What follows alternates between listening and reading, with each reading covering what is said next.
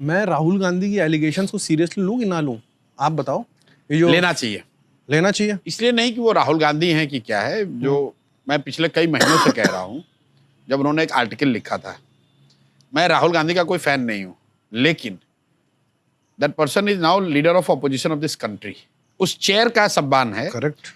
और as a leader of opposition, अगर उन्होंने इलेक्टोरल प्रक्रिया को लेकर कोई बात, कोई तथ्य सामने रखा है, तो आप ये नहीं कह सकते अरे यार इनके राहुल गांधी कहने से क्या होता है।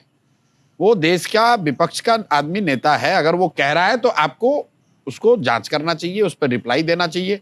संभव है कि वो जो कह रहे हैं वो सही नहीं है। जैसे मैंने जो देखा, बताया उन्होंने हाउस नंबर 0। हाँ। ये संभव है कि भाई जहां हाउस नंबर नहीं है वहां पर 0 कोड डाल दिया गया है, इस तरह की चीजें। लेकिन जवाब दो तो भाई। आप ये कैसे कह सकते हो कि नहीं इन्होंने कहा, इससे क्या, इनके कहने से क्या होता है। अरे भाई वो लीडर ऑफ ऑपोजिशन है, he is representing 60% of India who has not voted for those who are ruling the country. जब इलेक्शन होता है तो इलेक्शन में सिर्फ सरकार नहीं चुनी जाती है, इलेक्शन में विपक्ष भी चुना जाता है। जब लोग वोट करते हैं तो लोग तय करते हैं कि मोदी जी आप सत्ता में रहेंगे, राहुल गांधी आप विपक्ष में रहेंगे और प्रशांत किशोर आप रोड पर रहेंगे। वो तीनों तय होता है। तो जिसको विपक्ष में जनता ने बैठाया है उसकी बात को आप बिल्कुल इस तरह से खारिज नहीं कर सकते हैं। वो भी तब जब वो आदमी तथ्य रख रहा है। वो तथ्य सही है गलत है उसको जांच लीजिए, परख लीजिए, काटना है काट दीजिए, लेकिन कुछ बताओगे तो भाई। 3 आदमी इलेक्शन कमीशन में बैठा हुआ, जो मन में आया कहते नहीं सुनेंगे। क्यों नहीं सुनोगे भाई, क्यों नहीं सुनोगे? ये देश का लोकतंत्र है, तुमको बैठाया गया, तुम्हें इसलिए थोड़ी बैठाया गया तुम कह दोगे नहीं सुनेंगे। I would say that they are bound to, they should, they are already जो गिविंग अ प्रॉपर रिप्लाई, बिल्कुल रिप्लाई देना चाहिए, इन्वेस्टिगेट करना चाहिए। उनको तो ये कहना चाहिए था कि राहुल गांधी ने ये जो तथ्य रखे हैं, we are immediately constituting a committee, we are going to investigate and we will give you the proper reply after investigation. अगर अभी उनके पास रेडी रिप्लाई नहीं है तो।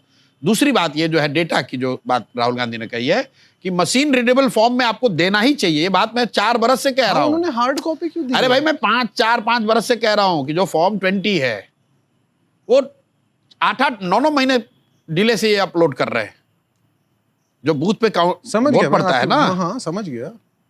वो फॉर्म और जो वहां पर जिस दिन पोलिंग क्लोज होती है, जिस समय जब सब साइन करते हैं, constitutionally they are bound to upload it कि भाई पब्लिक डोमेन में हो कि इस बूथ पर इतने लोगों ने वोट किया। और जब काउंटिंग होती है उससे पहले वो चेक होना चाहिए कि भाई इस पे 783 हुआ था, तो जब ईवीएम ऑन होता है काउंट करने के लिए तो वहां दिखना चाहिए 783 ही है, तब काउंट होगा किसके फेवर में कितना हुआ।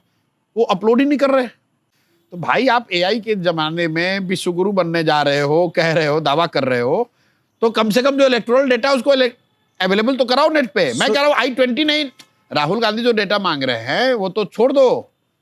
जो वोटिंग हो रहा है वो डेटा नहीं अपलोड हो रहा है इंटरनेट पे। हम लोग तो अपने पर्पस के लिए कि भाई किस वोट पर किसने कैसे वोट किया, क्या हुआ, क्या हारा, क्या जीता, वो 8-8 महीने, 1-1 साल, 2-2 साल डिले से अपलोड करते हैं। तो मेरे जैसा यंग वोटर इंडिया का इलेक्शन कमीशन के बारे में क्या सोचे अभी? यही सोचेगा कि भाई इनकी इंटीग्रिटी कॉम्प्रोमाइज्ड है, और ये कॉम्प्रोमाइज्ड आज नहीं हुई है। देखिए टीएन सेशन से पहले एक फेज था जबकि कोई जानता ही नहीं था कि इलेक्शन कमीशन भी करके कोई चीज है जो उसका की कोई भूमिका है। टीएन सेशन के बाद एक दौर चला जब इलेक्शन कमीशन को लेकर एक देश में सम्मान, विश्वास बढ़ा। लेकिन 2014 के बाद से उत्तरोत्तर वो विश्वास कम होता जा रहा है।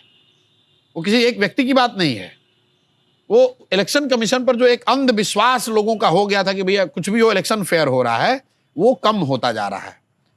और उसी कड़ी में ये इस चीज को और बढ़ाएगा। अगर लीडर ऑफ ऑपोजिशन ये कह रहे हैं कि वोटर लिस्ट की सैनिटी नहीं है, तो भाई 2 ही वजह है जो वो कह रहे हैं। या तो वो ग्रॉस इनकॉम्पिटेंस है कि भाई है आदमी यूपी में, उसका नाम कर्नाटक में भी ऐड हो गया, या फिर वो मैनिपुलेशन है।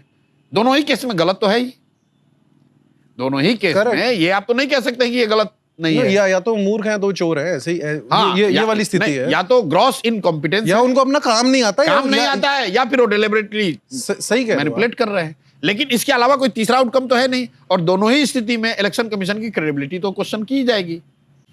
तो ऐसे में आप इलेक्शन कैसे लड़ते हो? उसके बावजूद लड़ना ही है। बिल्कुल लड़ना ही है। उपाय क्या है? हमने अब जैसे बिहार में जो राहुल गांधी ने कहा वो एडिशन की बात की है। बिहार में एसआईआर जो चल रहा है वो डिलीशन की बात है कि भाई आप नाम काट रहे हो। किनका नाम काट रहे हो? कह दिया 65 लाख लोगों का नाम काट दिया। किस आधार पे काट रहे हो? भाई कह रहे इतने लोग डेथ हो गए, इतने लोग चले गए। भाई इसका कहां पे ये डेटा आप जारी कर रहे हो? ये समदीस यहां से शिफ्ट हो गए, ये किस आधार पे आपने कह दिया? अगर आप इसको पब्लिक डोमेन में डालेंगे तभी तो कोई काउंटर डाल पाएगा ना सही कि भाई बात है। समदीस नहीं भैया, ये तो इसी गांव में रहते हैं, काहे काट रहे हो? वो तो डाला नहीं। हलफनामा दे के पेपर में जारी कर 65 लाख लोगों का नाम कट गया।